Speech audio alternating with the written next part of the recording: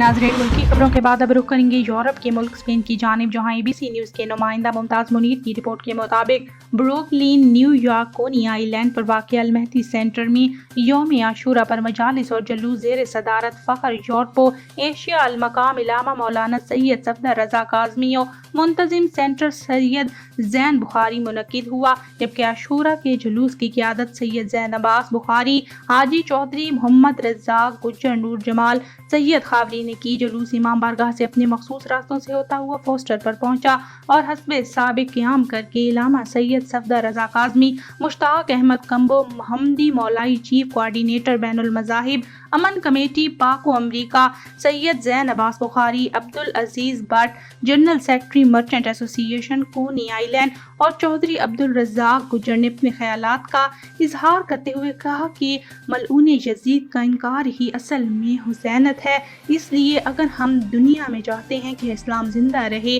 तो नवासा रसूल हुसैन अलैहिस्सलाम की तालीमात पर अमल करना बहुत ज़रूरी है।